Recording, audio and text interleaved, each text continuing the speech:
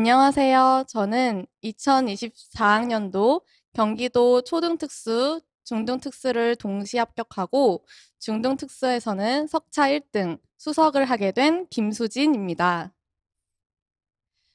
지금부터 제가 1년 동안 어떻게 공부를 했는지 합격 수기를 발표하도록 하겠습니다. 먼저 저는 대학교 졸업 후 1년 동안 올인을 해서 공부를 하였습니다. 이전에 공부 경험은 전혀 없었고요. 그렇게 1년 동안 공부를 한 결과 동시 합격과 수석이라는 결과를 얻게 되었습니다. 이때 초등특수 1차 성적은 82점으로 컷플러스 21.33점, 그리고 중등특수는 81점으로 컷플러스 20.33점이라는 고득점을 얻을 수 있었습니다. 1월부터 11월까지 어떻게 공부를 해서 고득점을 얻을 수 있었는지 말씀드리도록 하겠습니다. 먼저 마음가짐이 중요하다고 생각했습니다. 그래서 저는 두 가지 큰 목표를 세우고 공부를 시작했는데요. 첫 번째 목표는 초수 수석을 하자였고, 두 번째 목표는 초특과 중특을 동시에 합격하자라는 목표를 세웠습니다. 수업에서 학습 목표가 가장 중요한 것처럼 임용 공부에 있어서도 목표 설정이 가장 중요합니다. 따라서 여러분들도 될까 안 될까 고민하시기보다는 자신이 원하는 목표를 분명히 세우신 다음에 그 목표에 어떻게 도달할 수 있을지 전략적으로 계획을 세우시기를 추천합니다.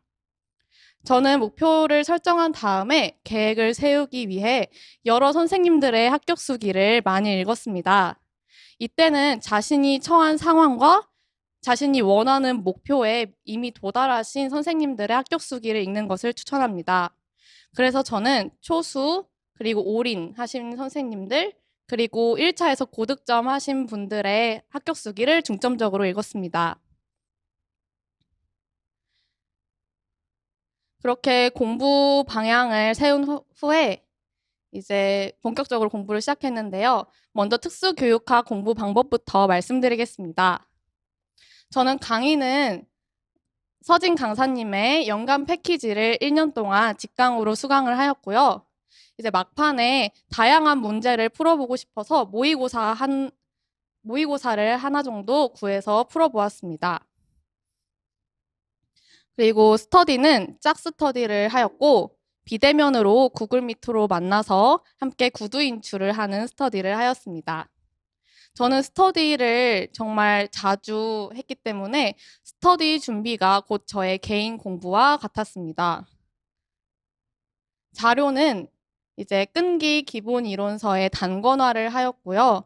강의 때 주시는 유인물을 활용하였고, 그리고 종종 작년 합격자 선생님들의 서브노트를 참고하였습니다. 이제 월별로 어떻게 공부했는지 자세히 말씀드리겠습니다. 1월에는 제가 공부를 아직 시작을 제대로 안 해서 직강에 와서 강의만 듣고 복습은 따로 하지 않았습니다. 대신에 서진 교수님께서 해주시는 말씀을 전부 다 이해하려고 노력했습니다. 그리고 강의 때 해주시는 설명을 저는 연필로 이제 필기를 했습니다. 그리고 2월부터 본격적인 공부를 시작하였는데요. 이때 직강에서 스터디를 꾸려주십니다. 이때 만난 스터디원과 함께 11월까지 서로 의지하며 스터디를 진행했습니다. 스터디 진행 방식은 이때 영역별로 기출된 내용을 중점적으로 암기하고 백지 인출을 하였습니다. 하지만 이때는 통 문장을 암기하기에는 어려움이 있었기 때문에 마인드맵에다 기출된 내용을 키워드로 적는 수준으로 백지 인출을 하였습니다. 그리고 또 스터디 때 스터디원과 함께 영역별 기출 문제를 서로 번갈아 가며 한 문제씩 어떤 게 답이고 답이 되는 이유가 무엇인지 이제 강의 때 다루어 주신 기출 문제를 중점적으로 서로 설명해 주는 스터디를 하였습니다. 개인 공부 시간에는 이제 스터디 준비를 하기 위해서 강의 내용을 복습하고 기출된 내용을 이해한 다음에 키워드를 암기하였고요. 그리고 공부 시간을 제가 열품타로 체크를 했기 때문에 한번 이제 합격 수기를 쓰면서 살펴본 결과 직강이 없는 날에는 6시간에서 9시간 정도 하였고 직강을 듣는 날에는 1시간에서 3시간 정도 하였습니다. 그리고 이제 기출된 내용을 끈기 기본 이론서에 형광펜으로 밑줄을 쳐서 표시를 해 놓았습니다. 이제 3, 4월인데요. 3, 4월 공부가 저는 정말 중요하다고 생각합니다. 이때 저는 주 2회 스터디를 하였고요. 예습 1회, 복습 1회 스터디를 진행하였습니다. 그래서 강의를 듣기 전에 예습을 하고 강의를 듣고 그다음에 강의를 들은 다음에 복습 스터디를 함으로써 같은 내용을 3번 공부하는 효과가 있었습니다. 예습 스터디 때는 이제 기본 이론 때 배운 내용을 이제 직강을 듣기 전에 해당 영역을 전부 다시 암기한 다음에 구두 인출을 하였습니다. 저는 이때부터 이제 기본 이론서에 나온 문장을 그대로 외우려고 노력을 하였습니다. 암기는 어차피 나중에 통암기를 해야 하기 때문에 처음부터 문장을 그대로 암기하려고 노력하시는 게 중요한 것 같습니다. 그렇게 예습 스터디를 하고 이제 강의를 들은 다음에 복습 스터디를 하였습니다. 저는 직강을 듣고 온 다음 날에 바로 복습 스터디를 하였는데요. 그래서 복습 스터디를 하기 위해서 강의 내용을 바로 복습을 하고 암기를 하였습니다. 이때 예습 스터디와 복습 스터디의 다른 점은 강의에서 이제 기본 이론 때 다뤄주시지 않은 추가적인 내용을 말씀해 주십니다. 이제 그 내용까지 포함해서 암기하고 인출하는 것이 복습 스터디였습니다. 그래서 개인 공부 시간에 이제 스터디 준비뿐만 아니라 이제 강의를 듣기 전에는 이제 기출을 미리 풀어보는 것도 중요합니다. 그래서 강의를 듣기 전에 기출을 미리 풀어보았고요. 그래서 기출 푸는 것과 이제 스터디 준비하는 것까지 포함해서 직강이 없는 날에는 이제 3시간에서 9시간, 평균적으로 7시간을 공부를 했고, 이제 직강 듣는 날에는 이제 2시간씩 하였습니다. 단권화는 이제 강의에서 말씀해주신 이제 기출 개념, 그리고 기출 주변 개념, 그리고 서진 교수님께서 강조해주신 내용, 그리고 심화 강론 내용을 이제 각각 형광펜 색깔을 정해서 표시를 하였고, 그리고 이제 기본 이론서에 없는 내용은 제가 오리거나 이제 필기를 해서 추가하였습니다. 그리고 이제 5월이 되었는데요. 저는 졸업 후에 공부를 하였지만 5월 한 달 동안은 특학 공부를 하지 않았습니다. 그래서 이제 현역이신 분들은 5월에 공부를 하지 않아서 매우 불안해하실 것 같은데 너무 불안해하시지 않아도 된다고 말씀드리고 싶습니다. 그래서 5월에는 제가 공부를 하지 않고 이제 6월부터 이제 밀린 강의를 듣고 암기까지 하였는데요. 이때는 이제 주 5회 스터디로 늘렸습니다. 한 영역을 이제 여러 등분으로 나눈 다음에 하루에 한 등분씩 암기하고 그날 저녁에 인출을 하였습니다. 여기 6월 제가 실제로 공부했던 계획표인데요. 보시면 이제 지체를 5등분으로 해서 이날 지체 21페이지부터 41페이지를 외우고 이날 저녁에 인출을 하고 그 다음날 42페이지에서 62페이지 공부하고 인출하고 이렇게 계획적으로 암기하고 인출하는 스터디를 하였고요. 그래서 개인 공부 시간에는 여기 계획표에 나온 대로 암기를 하였고 스터디 있는 날에는 그래서 이것을 암기하는데 5시간에서 6시간을 할애하였습니다. 그리고 없는 날에는 이제 밀린 강의를 들었습니다. 단권화는 이제 3, 4월과 마찬가지로 이렇게 기출, 기출 주변 개념, 그리고 강조해 주신 내용, 그리고 심화 강론 내용을 단권화하였습니다. 그 다음에 이제 7, 8월로 넘어가게 되는데요. 이때부터는 이제 매주 영역별 모의고사를 치르게 됩니다. 저는 주 2회 스터디를 진행하였고요. 그 주에 시험 볼 영역의 내용을 미리 2번 2등분해서 나눠가지고 전체 인출을 해보았습니다. 예를 들어서 이번 주에 정서와 자폐를 시험을 본다면 이제 이틀 동안 정서 자폐를 나눠서 함께 암기를 해오고 인출을 하였습니다. 그래서 개인 공부 시간에는 이제 해당 주차 시험 범위를 암기를 하였고요. 직강이 없는 날에는 5시간에서 7시간, 있는 날에는 2, 3시간씩 공부했습니다. 그리고 강의를 들으실 때는 저는 노트를 한 권 가져가서 거기에 시험 답안을 적듯이 한번 연습을 해보았습니다. 그렇게 적은 다음에 이제 교수님께서 강의를 해주실 때는 다른 색깔 볼펜으로 틀린 거 체크하고 모범 답안을 다시 적어보기도 하고 어떤 개념을 다시 공부해야 되는지 이렇게 적어 놔가지고 이제 집에 가서 다시 복기하면서 어떤 부분이 제가 부족했는지 체크하는 데 사용하였습니다. 그리고 강의 때 이제 새로 다루어 주신 내용은 이제 단거나 할 때 추가해서 붙이거나 필기를 하였습니다. 이렇게 영역별 모의고사를 치룬 다음에 이제 9, 10월부터는 실전 모의고사가 진행됩니다. 이때부터는 이제 회독을 시작하였습니다. 저는 이제 9월 4주 동안 1회독을 하고 이후에 3주에 1회독 그리고 2주 반 동안 1회독 하면서 점차 회독수를 줄여나가기 시작했습니다. 이때는 1, 2회 스터디를 진행하였고요. 이제 정해진 날짜에 어떤 영역을 인출할지 미리 정하고 이제 양이 너무 방대하기 때문에 전체 인출은 못하고 서로 질문을 하고 답하는 형식으로 랜덤 질문을 하면서 인출을 하였습니다. 이거는 제가 2주 반 동안 암기하는 계획표를 세운 것입니다. 문제행동 파트 3일, 그리고 시각 이틀, 청각 이틀 이런 식으로 나눠서 자신의 페이스에 맞게 회독 계획을 세우시면 될 것 같습니다.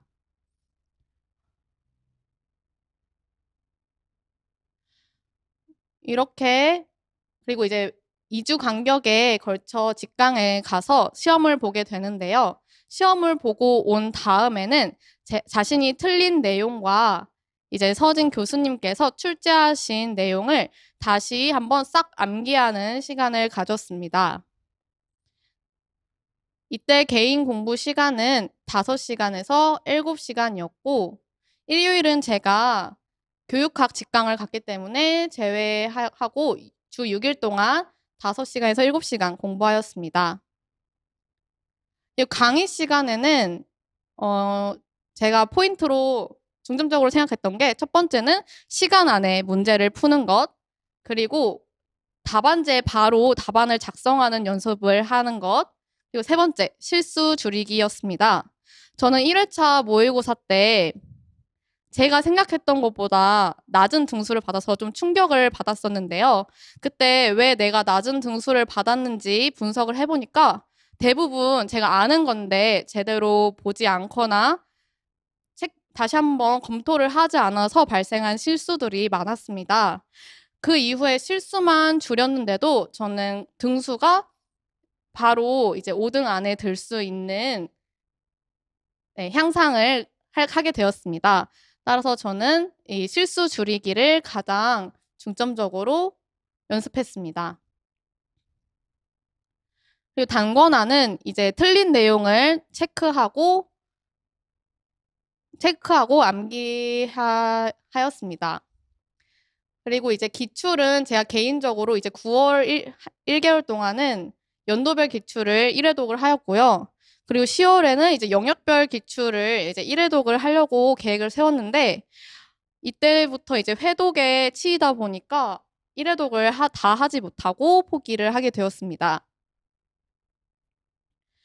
그리고 이제 11월이 되는데요. 이제 11월에 저는 이제 초특이랑 중특을 전부 다 시험을 보다 보니까 이제 초특 전에 일주일 동안 1회독을 목표로 하였고요. 근데 제가 2주 반, 이제 9, 10월에 최대로 줄인 게 2주 반이었는데 갑자기 일주일에 1회독을 하려니까 그게 잘 안 되더라고요. 그래서 1회독을 실패하고 초특 시험 전날에 울면서 6개의 영역을 눈에 바르고 갔던 기억이 있습니다. 그렇게 초특을 이제 눈물의 초특 시험을 본 다음에 초특 시험 후에 이제 2주 동안 이제 1회독을 하고 중특 시험을 보러 갔습니다. 이때 스터디는 이제 주 1회 암기가 안 되는 것만 골라가지고 서로 묻고 답하는 스터디를 했습니다. 저는 이제 자기결정 교수학습 모델, 그리고 자바라 구분 원칙이 잘 외워지지 않아서 이런 것들을 중점적으로 스터디 때 암기하고 인출하였습니다. 그리고 특학에 사용한 개별 공부 시간은 7시간에서 10시간이었습니다. 그리고 단권화는 이제 회독을 하면서 끊임없이 스스로 암기하고 인출하고 반복을 하게 되는데요. 이때 혼자 인출했을 때 안 되는 부분을 이제 새로운 색깔 형광펜으로 체크를 해놓고 그것을 중점적으로 암기하였습니다. 그래서 아까 말씀드린 것처럼 초특은 이제 6개의 영역을 이제 눈에 바르고 갔고요. 중특은 이제 2주 1회독을 계획표를 세워서 이렇게 돌리고 갔습니다. 저는 아무리 해도 다른 분들처럼 하루에 전 영역을 보거나 뭐 이틀에 걸쳐서 보는 거는 절대 안 되더라고요. 그래서 불안했지만 그래도 제 페이스에 맞게 이렇게 2주에 1회독을 하고 시험장에 들어갔습니다. 그리고 마지막 날에는 이제 일부러 비워두고 이렇게 암기해야 될 것을 중점적으로 보고 들어갔습니다. 2015 총론이랑 2022 총론 어떤 점이 달라졌는지, 그리고 법과 총론에서 제가 자주 틀리던 부분, 그리고 교육과정 강론, 그리고 점자, 지문자, UDL, 웹접근성, 검사도구, DSM-5, 그리고 특학에서 뭐 학대경이나 관찰자 일치도 같은 계산 공식들, 그리고 안 외워지는 것, 이렇게 제가 일부러 계획표를 세워놓고 마지막 날에는 이것들을 중점적으로 확인하고 시험장에 들어갔습니다. 제가 특학에서 강조하고 싶은 것은 기본 이론서가 매우 중요하다는 것입니다. 제가 단권화를 하긴 했지만 기본 이론서에 실려있는 내용을 가장 먼저 중점적으로 암기를 하였고요. 그리고 여력이 될 때 제가 적어놓은 필기해놓은 강론 내용을 암기하였습니다. 사실 기본 이론서만 완벽하게 암기해도 합격하실 수 있습니다. 그래서 기본 이론서에 나온 내용을 모두 암기하는 것을 목표로 세우셨으면 좋겠습니다. 그리고 암기만 하시는 것은 안 됩니다. 무조건 처음에 이해를 한 다음에 암기를 하셔야 합니다. 암기를 잘하시는 분들은 이제 스터디할 때 인출을 아주 줄줄줄줄 자동화돼서 너무 잘하시더라고요. 하지만 이해가 안 된 상태로 암기만 하시면 문제에 적용을 하실 수가 없습니다. 저는 암기는 잘 못하는 스타일이었지만 이해력은 좋다고 생각합니다. 그래서 스터디를 할 때 빠르게 인출을 잘 하지는 못했지만 이렇게 시험 점수가 잘 나온 것을 보면 이해를 기반으로 한 암기가 매우 중요하다는 것을 알 수 있었습니다.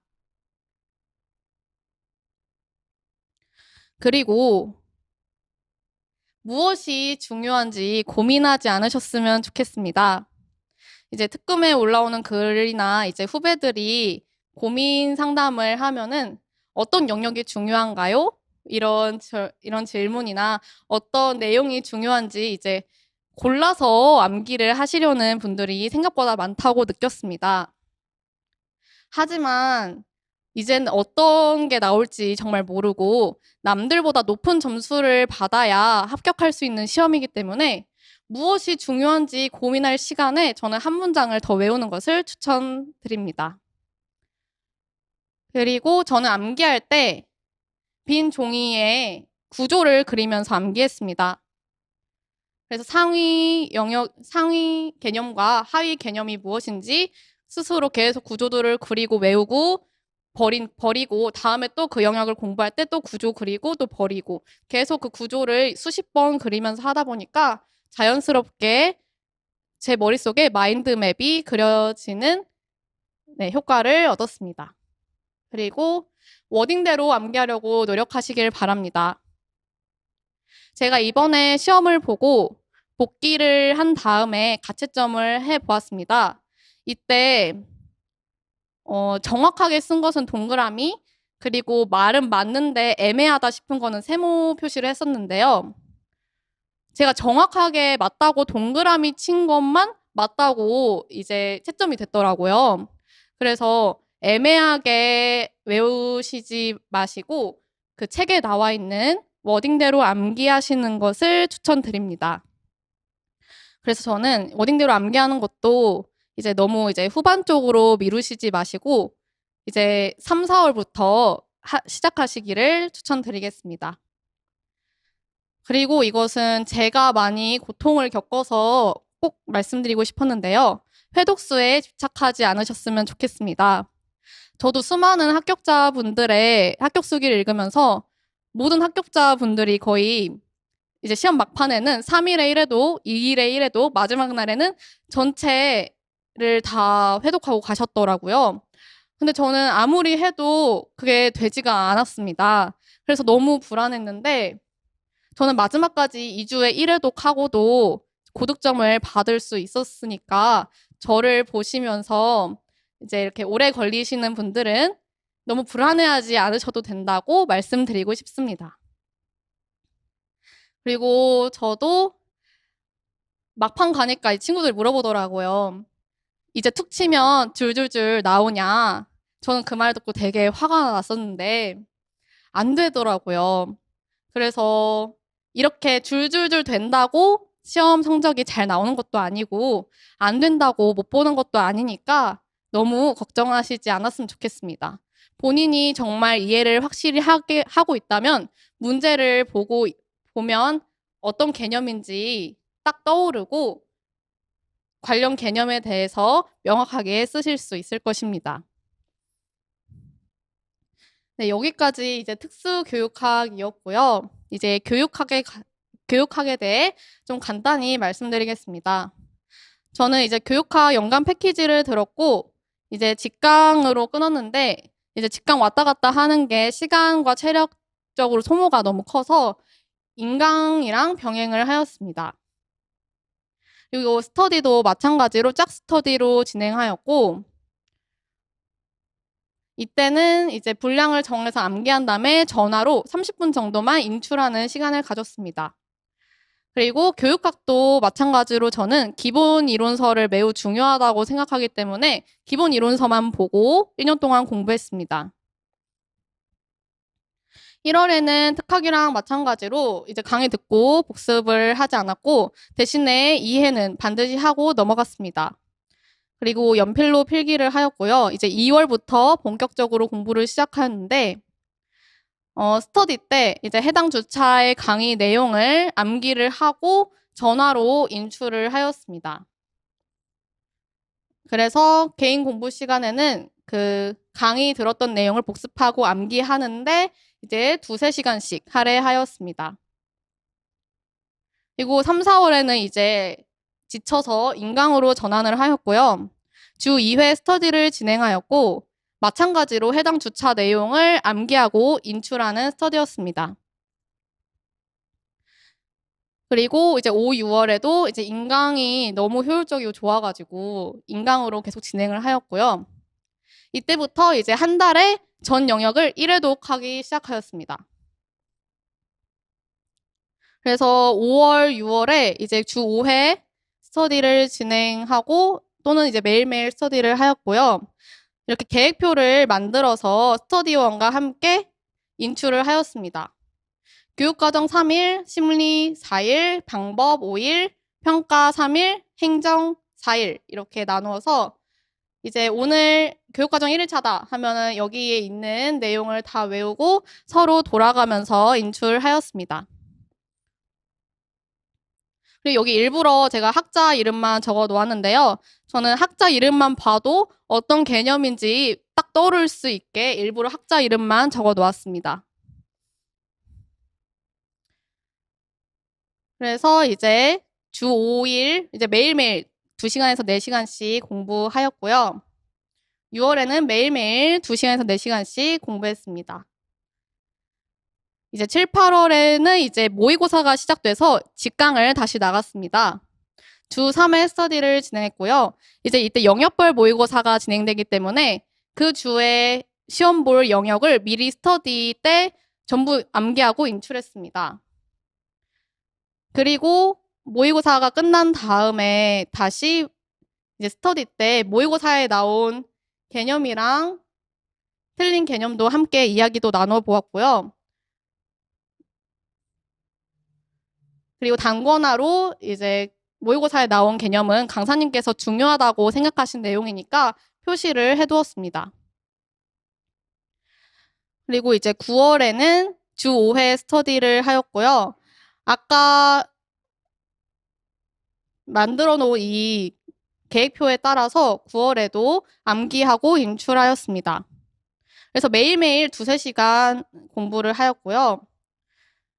그리고 10월에도 이제 매일매일 주 6회 2시간에서 3시간 정도 공부를 하였고, 근데 이때는 이제 계획표에 따라서 하는 것이 아니라 이제 요일마다 어떤 영역을 할지 미리 정해두었습니다. 이제 월요일엔 모의고사 복습, 화요일엔 과정, 수요일 교육심리, 목요일 교육방법, 금요일 평가, 그리고 토요일 행정 이렇게 나누어서 이제 양이 방대하기 때문에 서로 중요한 내용을 질문하고 그리고 그것에 대답을 하는 방식으로 인출을 했습니다.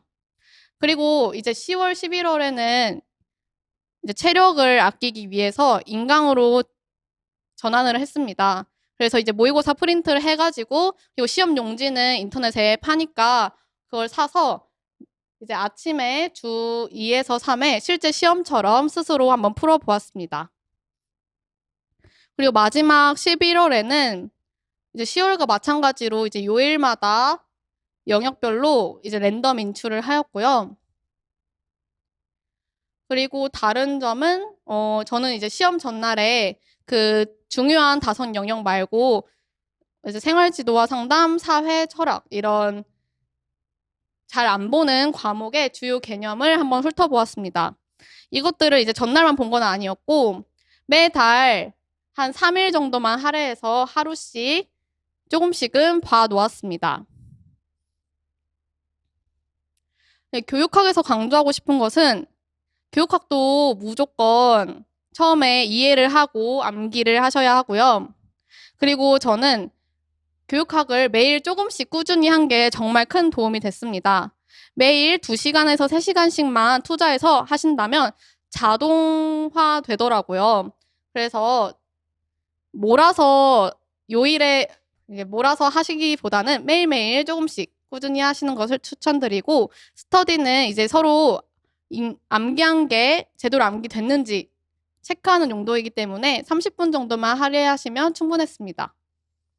그리고 이제 모의고사를 통해서 이제 시간 안에 글 쓰는 연습을 하시는 게 중요하고요.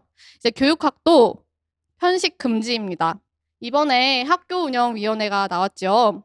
이제 강사님께서 정말 중요하다라고 짚으신 부분은 아니었지만 분명히 언급하고 넘어간 부분입니다. 그래서 강사님이 중요하다고 말씀하신 거 외에도 한 번이라도 언급하신 내용은 전부 다 훑어보시고 이해하고 암기하시는 것을 추천드립니다. 다음으로 총론과 장특법인데요.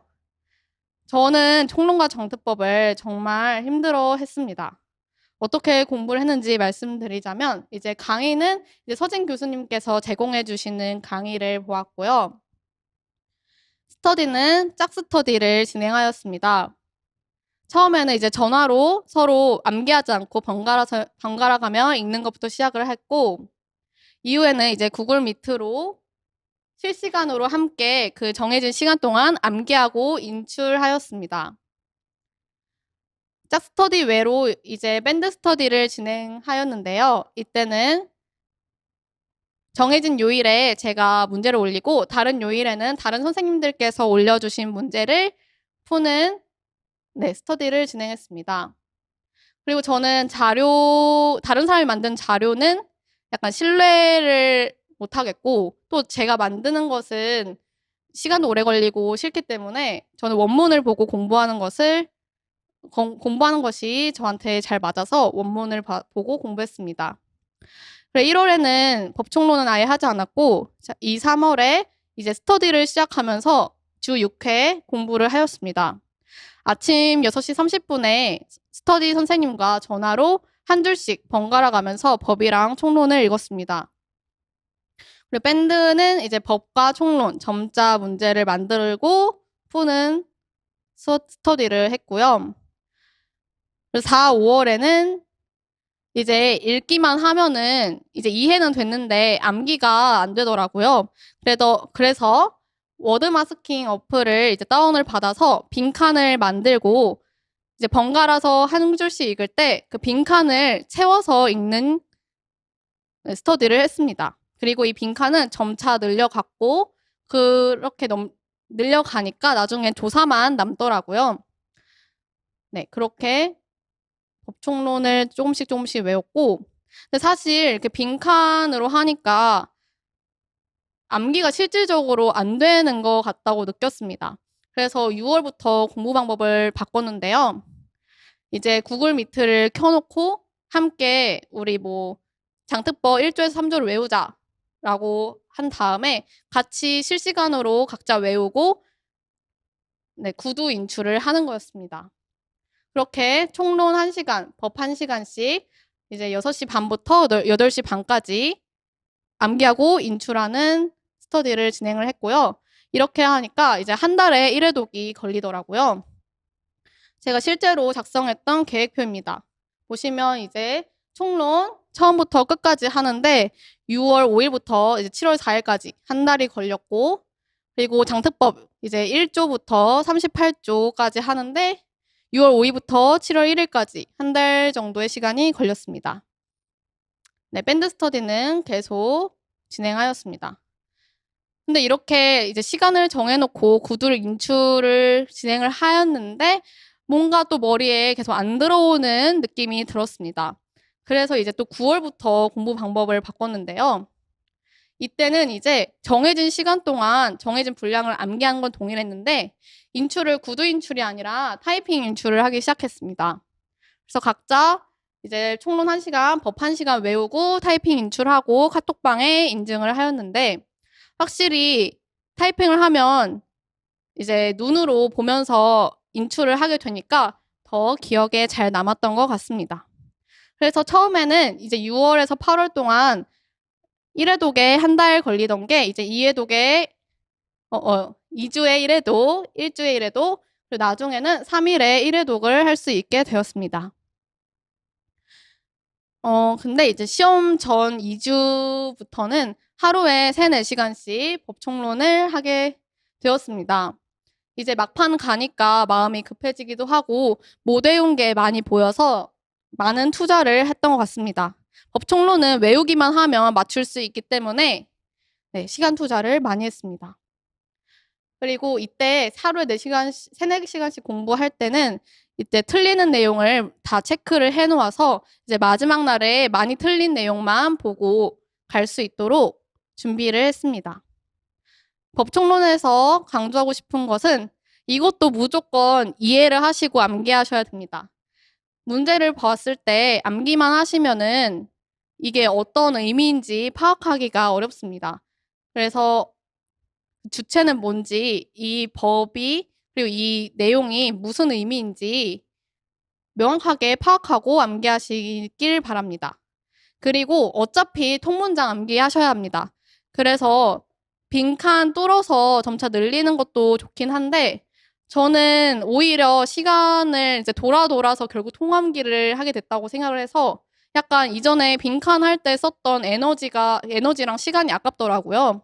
그래서 애초에 느리더라도 처음부터 통암기를 하시는 걸 추천드립니다. 그리고 휘발성이 강하기 때문에 꼭 매일매일 하셔야 하고요. 저는 가능하면 이제 시험 전날에 완성된다라고 목표를 세우는 것보다는 시험 2주 전에 법총론을 마무리한다고 생각하셨으면 좋겠습니다. 제가 아까 적었던 것처럼 시험 2주 전부터 이제 하루 3-4시간씩 법총론에 투자를 하다 보니까 이제 특수교육학 공부를 하는데 시간을 많이 쓰질 못해서 되게 불안하고 눈물이 나더라고요. 그래서 법총론은 최대한 암기를 시험 2주 전에 끝낸다고 생각하시고 빠르게 진행하셨으면 좋겠습니다. 그리고 이제 사실 이렇게 굵직굵직한 거 말고도 암기할 것들이 정말 많았는데요. 그래서 이것들은 스스로 하면 안 하게 되더라고요. 그래서 스터디를 진행하였습니다. 그냥 특학 스터디원과 함께 카톡방에 스스로 암기하고 인출한 것을 인증하는 스터디를 진행했습니다. 그래서 2월부터 시작했고요. 2월부터 4월은 이렇게 요일마다 어떤 것을 인출할지 정해놓고 각자 외우고 백주 인출해서 사진을 카톡방에 올렸습니다. 저는 이제 초특도 병행했기 때문에 이제 매일매일 역량과 모형도 인출을 하였는데 사실 이때는 별로 잘 외워지지도 않고 뭔가 이게 이제 역량 모형은 약간 외우기가 싫어가지고 그냥 보고 쓰고 그냥 익숙해지는데 초점을 두었습니다. 그리고 이제 월, 화, 수, 목, 금, 토, 일 이렇게 나눠서 암기하고 인출을 하였고요.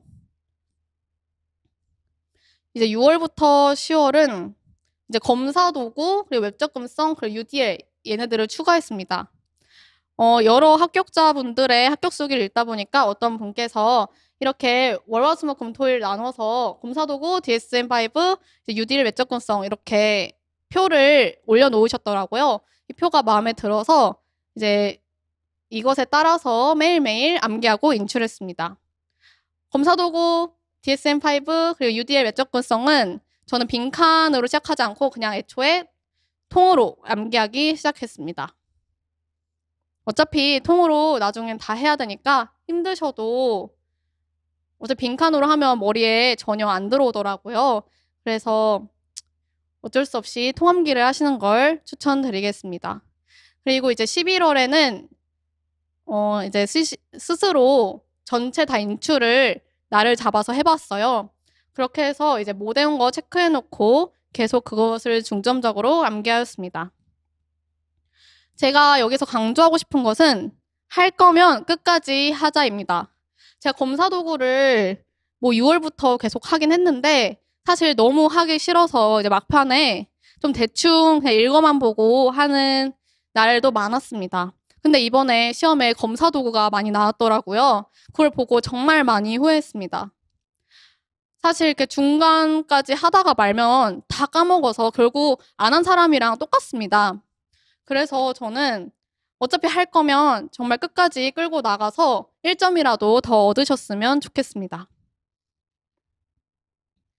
그 다음에 이제 특과정인데요. 특과정은 마찬가지로 원문을 보았고 이제 시험 2주 전부터 진로와 직업, 창의적 체험 활동, 일상생활 활동만 봤습니다. 전체적으로 한번 싹 읽어보면서 이해를 한 다음에 이제 영역, 내용 요소, 이제 기출된 내용을 이제 형광펜으로 친 다음에 그것을 위주로 암기했습니다. 그리고 이제 저는 이제 중특뿐만 아니라 초특도 봐야 돼서 초등 특수 준비도 따로 하였는데요. 일단 총론은 이제 초등 부분까지 싹 암기를 했는데 시험 2주 전부터 시작했습니다. 사실 동일하게 이제 반복되는 문장이 많기 때문에 이제 중특 준비하시면서 초특 하시는 분은 2주 전부터 시작해도 충분하실 것 같습니다. 그리고 교직 논술은 이제 서진 교수님께서 이제 내신 이제 교재를 가지고 활용했고요. 이제 스터디를 이제 특검에서 구해가지고 9월, 10월 2달 동안 진행했습니다. 주 3회 스스로 논술 쓴 거 올리고 서로 피드백을 진행했습니다. 이때 교재에 나와 있는 이제 기출 1회독하고 이제 나와 있는 연습 문제 10개를 풀어서 스터디를 진행했고요. 9월, 10월 이후에 이제 11월에는 주 2회로 이제 실전 연습이 필요하다고 생각을 해서 동기와 함께 구글 미트로 정해진 시간에 딱 1시간 동안 화면 켜두고 시험 보듯이 논술 작성했습니다. 그리고 스스로 개인 공부는 이제 모번 답안을 읽어보면서 어떻게 쓰는 게 모번 답안인지 감을 익혔고요. 그리고 기출된 내용, 그리고 연습 문제에 출제하신 내용을 암기했습니다. 결국 교직 논술도 자신이 아는 지식을 논술로 그냥 풀어 쓰는 것이기 때문에 이렇게 나와 있는 개념을 암기하는 것도 중요합니다. 그 다음에 이제 역량 모형을 암기했는데요. 이제 역량 모형은 본격적으로 이제 시험 3주 전에 빨리 외워야겠다고 싶어서 이제 특금에서 이제 스터디를 구해가지고 역량과 모형 암기하고 백주 인출해서 인증하는 밴드 스터디를 했습니다. 그리고 이렇게 이제 초특 준비하면서 강조하고 싶었던 것은 저는 이제 초과정 이제 강론 공부를 전혀 하지 않았습니다. 근데 그럼에도 이제 컵플러스 20점을 받을 수 있었던 것은 제가 이제 초과정을 제외한 모든 것에서 열심히 했기 때문이라고 생각합니다. 초과정은 약 30점이고 이것을 제외한 점수는 70점입니다. 이 70점만 제대로 잡아도 초등특수에서 합격을 하실 수 있다고 생각합니다. 그래서 이 30점을 잡기 위해 70점을 소홀히 하시지 않았으면 좋겠습니다. 그리고 이제 저처럼 복수 전공을 해서 2가지 다 준비하시는 분들도 계실 텐데 그 분들께는 중등특수를 준비하시면서 초등특수를 같이 하시는 것을 중등특수를 주력으로 하면서 초등특수를 준비하시는 것을 추천드립니다.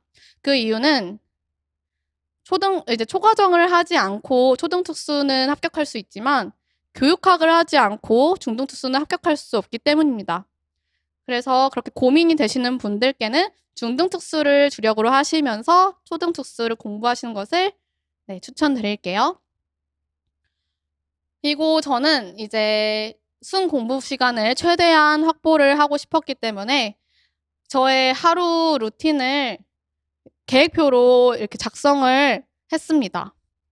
그래서 이제 아침에는 이제 법총론 스터디하고 이후에 교육학 하고 뒤에는 이제 거의 이제 특학으로 진행을 했고요. 이렇게 영역 이제 달이 달라질 때마다 어떤 식으로 공부할 건지 이렇게 계획표를 세우면은 이 공부하는 시간이 얼마나 되는지 한눈에 볼 수 있기 때문에 시간을 이제 소중하게 사용하실 수 있습니다. 그리고 이제 시험 당일에 관해서 말씀드리고 싶은 내용은 시험은 기세입니다. 저는 이제 시험 전날까지 이제 펑펑 울다가 이제 시험 보러 갔는데요. 하지만 이제 시험 당일만큼은 스스로 마인드셋을 하려고 노력을 많이 했습니다. 당일에는 이제 여기서 나보다 잘하는 사람은 없다. 내가 최고다. 라고 자기 암시를 걸면서 당당한 마음을 가지고 시험장에 갔고 시험을 볼 때도 그 마인드를 유지하려고 노력했습니다. 이런 마인드를 유지했을 때 가장 큰 장점은 모르는 문제가 나왔을 때 내가 모르면 남들도 모른다라는 당당한 태도를 가질 수 있다는 것입니다. 그렇게 하면 이제 시험 문제에 휘말리지 않고 자신을 꼿꼿이 세우고 시험과의 기싸움에서 이겨내실 수 있습니다. 자, 이제 여기까지 1차 준비에 관해 저의 과정을 말씀드렸는데요. 이제 2차 준비를 이제 간단하게 말씀드리도록 하겠습니다. 이제 1차 합격 전에는 이제 면접 공부는 1차 시험 2주 후부터 시작했습니다. 주 3회 진행을 하였고요. 다른 교과 선생님들과 한번 해보고 싶어서 다른 카페에서 구해가지고 진행을 하였습니다. 교재는 사이다 면접책을 활용하였고 이제 거기에 나오는 주제에 대해 각자 공부를 한 다음에 자신의 아이디어를 말하고 다른 사람의 아이디어를 들어보고 서로 아이디어에 대해서 피드백을 주면서 확장해 나가는 활동을 했습니다. 그리고 면접 기출 문제를 1개년씩 시간에 맞춰 구상하고 한번 말을 해보는 연습만 해보았습니다. 그리고 시책은 이제 스터디1과 분량을 나눠가지고 공부를 해온 다음에 서로 설명해주는 스터디를 했습니다. 이때 그 시책이 잘 사용이 되고 있는지 그 기사나 유튜브 같은 것을 참고하였습니다. 그 다음에 이제 수업 실현이랑 수업 나눔은 마찬가지로 주 3회 이제 저를 포함해서 3명이서 진행을 했고요.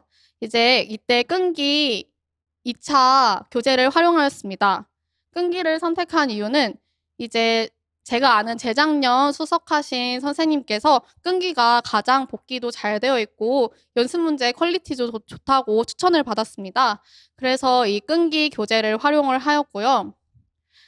이제 스터디 때는 이제 기출 문제를 이제 실제 시험 같이 25분 동안 구상하고 15분 동안 수업 실현한 다음에 딱 10분 동안 수업 나눔을 하는 연습을 했습니다. 이렇게 이제 1차 합격 전에는 약간 기출을 맛본다라는 느낌으로 공부를 하였고요. 그 다음에 이제 발표 후에는 이제 스터디원들이 이제 탈락하신 분들도 있고 합격하신 분들도 있기 때문에 대부분 이제 재구성이 됩니다. 그렇게 다시 스터디를 만들어서 진행을 했고요. 저는 이때부터는 짝스터디를 했습니다. 그래서 면접, 수업 실현, 수업 나눔을 이 선생님과 함께 진행을 했고요. 1월 첫째 주, 둘째 주에는 이제 주 2, 3회씩 이제 기출은 한 바퀴 다 돌렸기 때문에 끈기에 수록된 다양한 연습 문제를 이제 한 세트씩 진행을 하였습니다.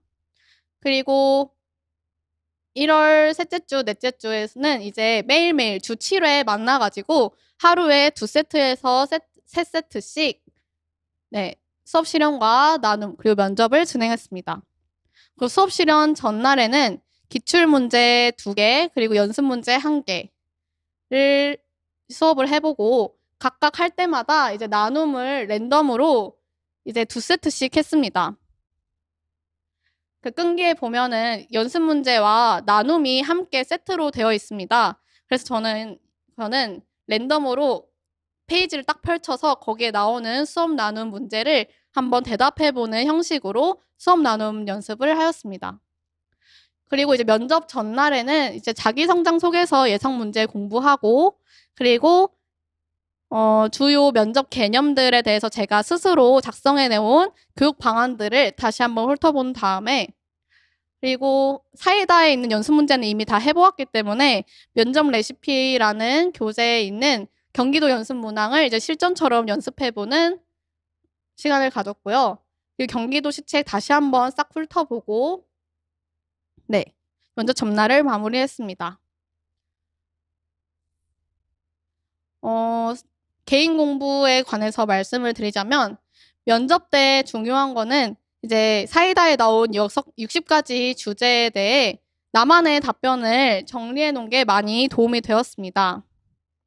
그래서 이 주제에 대해서 한 3가지씩은 자신만의 답변을 준비해 놓는 것을 추천드립니다. 그리고 이제 면접 레시피 22학년도 책을 보면은 즉답형으로 80문항이 나와 있었습니다. 저는 이것을 1분 생각하고 2분 말하는 연습을 반복해서 연습했습니다. 자신의 생각을 시간 안에 조리 있게 말하는 게 정말 많은 연습이 필요하더라고요. 그래서 이렇게 다양한 문항을 다양한 문항을 가지고 즉답형 연습을 하시는 것을 꼭 추천드립니다. 그리고 수업 실현은 이제 스터디원이랑 수업을 해본 다음에 정말 마음에 안 들고 오늘 망했다 싶은 수업이 있다면 그 수업을 반복해서 연습해가지고 자연스럽게 그리고 내 마음에 들 때까지 그 수업을 마스터한다고 생각하시면 좋을 것 같습니다. 그리고 잘하는 사람의 영상을 이제 여러 번 보면서 아 이게 잘하는 거구나 하면서 눈도 키우고 그 잘하는 사람이 하는 것에 익숙해지면은 자신도 모르게 그것을 따라하게 되더라고요. 그래서 잘하는 사람 영상을 많이 보시는 것을 추천합니다. 그리고 이제 수업 나눔은 기출된 내용이랑 이제 사이다 수업 나눔 교재에 다양한 수업 나눔에 관한 문제가 있어요. 이제 거기에 대해 답을 전부 다 타이핑을 해보았습니다. 그리고 이제 배운 중심 수업이 매우 중요하기 때문에 그 문서를 한번 쭉 읽고 공부를 해보았고 거기서 좋은 문장은 따와서 저의 수업 나눔 답안에 활용하였습니다. 마찬가지로 수업 나눔도 잘하는 분의 영상을 찾아서 여러 번 돌려보고 실제로 수업 나눔을 할 때 제가 그 사람이 됐다고 빙의를 해가지고 말하는 연습을 했습니다. 그렇게 하니까 정말 제가 잘한다고 생각하는 사람처럼 말하는 게 되더라고요.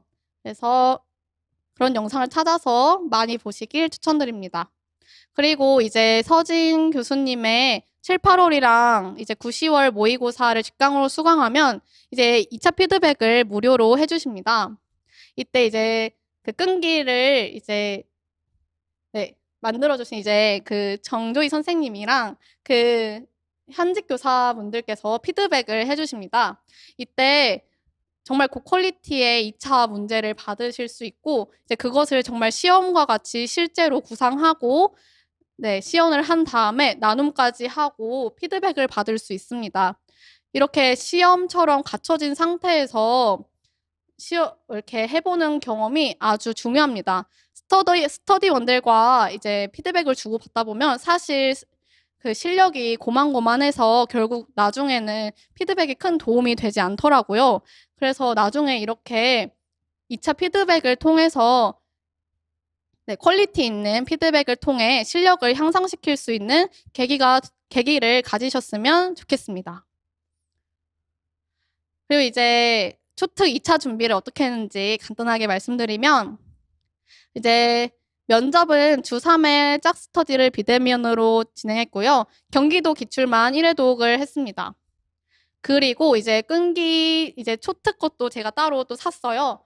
그래서 여기 보면은 이제 면접 예상 문제 100제가 있더라고요. 그래서 이거를 저는 혼자 얘도 마찬가지로 즉답형처럼 1분 생각하고 2분 말하는 거를 안 되더라도 그냥 계속 한번 연습을 해봤습니다. 그리고 이제 시험 전날에는 계속 그 짝스터디 원이랑 이제 연습 문항이랑 이제 자성소 예상 문항을 1분 생각하고 2분 말하기 연습을 반복해서 했습니다. 시험 전날에는 불안해서 아무것도 잘 손에 안 잡힐 수 있는데 이때 그냥 계속 말하는 연습을 하시는 게 불안감도 낮추고 좋은 것 같습니다. 그리고 이제 수업 실현이랑 나눔은 스터디는 제가 이제 중특을 하다 보니까 따로 구하기가 어렵더라고요. 시간도 잘 안 맞고. 그래서 스터디 안 하고 스스로 경기도 기출 1회독 한 다음에 끈기에 있는 다양한 연습 문제를 스스로 영상을 찍고 이제 학교 선배 그리고 현직 교사분들께 보내드리면서 피드백을 받았습니다.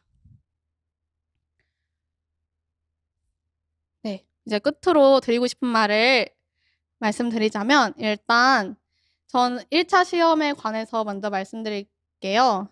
1차 시험에서는 이제 불안하신 만큼 더 열심히 하셨으면 좋겠습니다. 저도 이제 공부를 아무리 열심히 해도 계속 불안한 마음이 들더라고요.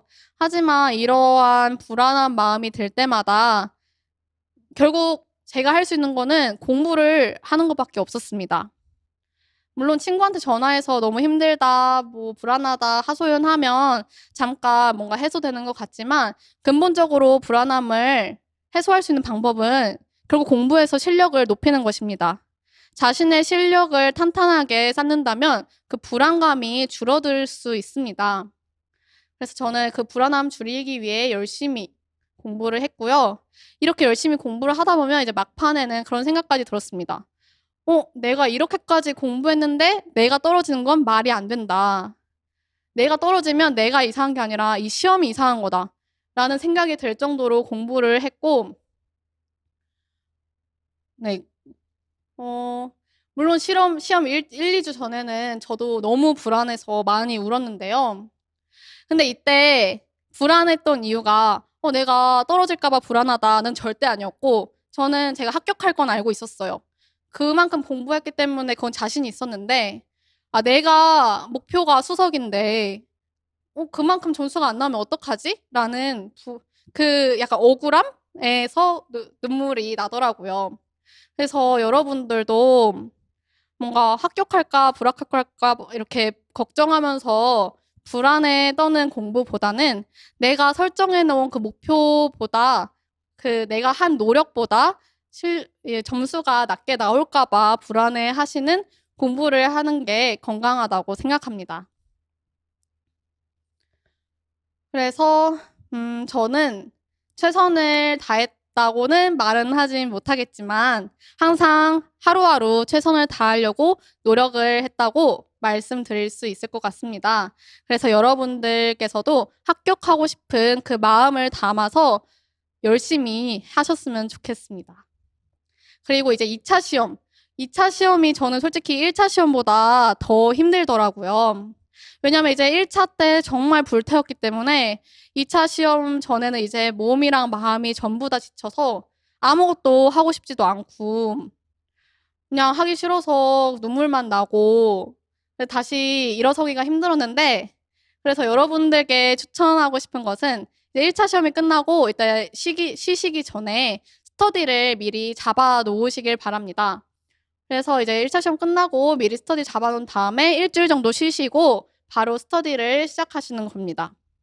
그렇게 하면 이제 억지로라도 계속 기출 돌리면서 2차 준비를 하실 수 있으니까 네, 이렇게라도 스스로 몸을 움직일 수 있도록 상황을 만드시길 추천합니다. 그리고 2차는 이제 1차 같은 경우는 내가 모르면 암기해버리면 되고 그리고 실력이 향상하는 게 스스로 느껴지기 때문에 이제 덜 힘든데 이제 2차는 이제 실력 향상도 너무 더디고 눈에 보이지가 않기 때문에 많이 힘들더라고요. 그래가지고 이게 맞나 싶고 내가 못하는 것 같다라고 생각이 드실 텐데 근데 저도 그랬고 저랑 스터디 하시는 분들도 그랬고 전부 다 그런 마음은 똑같이 겪는 거니까 너무 불안해하시지 않으셔도 된다고 말씀드리고 싶습니다. 그리고 이제 2차 준비하시면서 정말 다양한 선생님들의 피드백을 받을 텐데요. 근데 수업은 정말 취향이 제각각이더라고요. 그래서 그분들이 공통적으로 말씀해 주시는 피드백은 이제 자신의 딱 두드러진 단점이니까 고쳐야겠지만 이제 세세하게 좀 다른 피드백은 자신이랑 이제 수업 취향이 맞는 선생님의 피드백을 적극적으로 수용하시면 될 것 같습니다. 그 다음으로 이제 추천하는 2차 준비 방법도 적어 놓았는데 이것은 한번 이제 합격수기를 한번 천천히 읽어보시면 좋을 것 같고요. 처음에 이제 1차 합격 발표 전에는 3, 4명이서 스터디하면서 다양한 분들의 수업도 보고 그리고 아이디어를 공유하면서 확장해 나가시면 좋을 것 같고 저는 1차 합격 발표 후에는 시간이 없기 때문에 짝스터디를 추천하겠습니다. 왜냐하면 이제 다른 분들의 수업이랑 면접을 보는 게 시간 할애도 엄청 되고 나중에는 시간이 아깝게 느껴질 수 있기 때문인데요. 그래서 이제 짝스터디를 통해서 빠르게 여러 번 다양한 문제들을 경험해 보시는 것을 추천드리겠습니다. 마지막으로 제가 이제 힘들 때 가장 힘이 됐던 문장입니다. 감정은 사라져도 결과는 남는다라는 말인데요. 이제 임용고시를 준비하는 과정에서 정말 인생에서 가장 외롭고 불안한 감정이 들 거예요. 이때 이런 감정을 이제 충분히 보듬어 주시는 것도 중요한데 이 감정에 매몰되시지 않길 바랍니다. 이런 감정을 이겨내고 이제 하루하루 최선을 다하신다면 이제 합격이라는 결과를 얻으실 수 있을 것입니다. 각자 주어진 상황에서 이제 최선을 다해서 이제 원하시는 목표를 이루시길 응원하겠습니다. 지금까지 저의 합격수기 발표를 들어주셔서 감사하고요. 제가 이 합격수기를 이제 다음 카페 서진 특수교육이랑 이제 특수 교사를 꿈꾸며 특꿈 카페에도 올려놓을 예정입니다. 이제 그거 보시고 혹시 더 궁금하신 내용이 있다면 이제 댓글이나 이제 쪽지를 주시면 제가 답변 드리도록 하겠습니다. 네, 지금까지 들어주셔서 감사합니다.